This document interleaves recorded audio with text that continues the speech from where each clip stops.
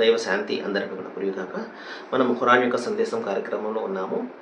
ఈ రోజున మనము 69వ అధ్యాయం నుండి 25 నుండి 29 వాక్యాలు, చిన్న చిన్న వాక్యాలు, వీటి గురించి మనం తెలుసుకుందాము. ఇది ఎప్పుడంటే తీర్పు దినాన ఎవరి కర్మల పత్రం అయితే ఇవ్వబడుతుంది కదా, మనం చేసుకున్నటువంటి కర్మలు ఏవైతే ఉన్నాయో దానికి సంబంధించినటువంటి ఒక సర్టిఫికెట్ అయితే దైవం ఇవ్వడం జరుగుతుంది.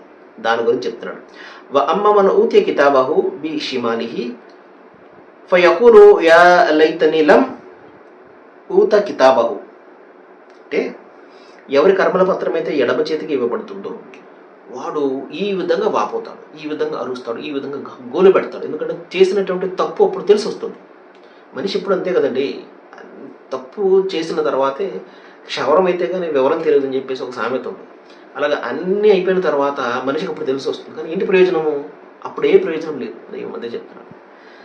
ఆ రోజున మనిషి అర్రర్రే నా కర్మల పత్రం నాకు అసలు ఇవ్వకుండా ఉంటే, నా లెక్క ఏమిటో నాకు తెలియకుండా ఉంటే, ప్రపంచంలో వచ్చినటువంటి మరణమే చివరి మరణమైతే ఎంత బాగుండేది.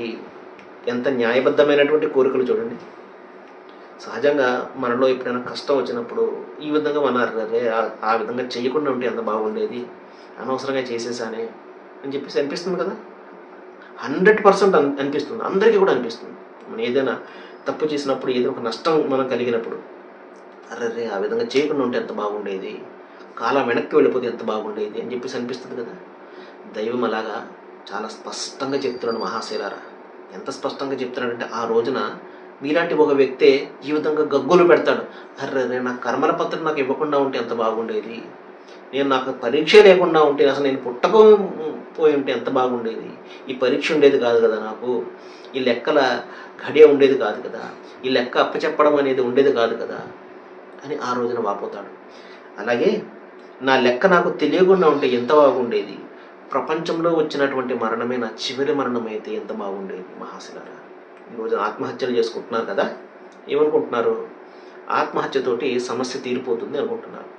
అసలు సమస్య మనిషి పుట్టడం నుండి కాదు, మనిషి చనిపోయిన తర్వాత మొదలవుతుంది. మహాశిల అసలు జీవితము మనమేమనుకుంటున్నాము, బిడ్డ పుట్టిన వెంటనే ఒక జీవితం మొదలవుతుంది అనుకుంటున్నాం కదా. మనిషి మరణం తర్వాత అసలు జీవితం మొదలవుతుంది. చేసినటువంటి కర్మల అనుభవం అక్కడ ఉంటుంది. మంచి అయితే మంచి, చెడు అయితే చెడు, అక్కడ జీవితం శాశ్వతంగా ఉంటుంది. కాబట్టి దీన్ని ఎలాగ నమ్మడము? కంటికి కనబడదు కదా. కంటికి కనబడితే ఇంకా నమ్మకమే ఉంది. అది కంటికి కనబడదు కాబట్టి నమ్మకం. కాబట్టి మహాశైలారా, మనకు ఆధారాలు ఉన్నాయి. గ్రంథాలను కూడా మనం పరిశీలన చేస్తే ఆధారాలు దొరుకుతాయి. సర్వేజన సుఖనభవంతు. వాకిరుద్దవన అనిల్ హమ్దులిల్లాహి రబ్బిల్ ఆలమీన్.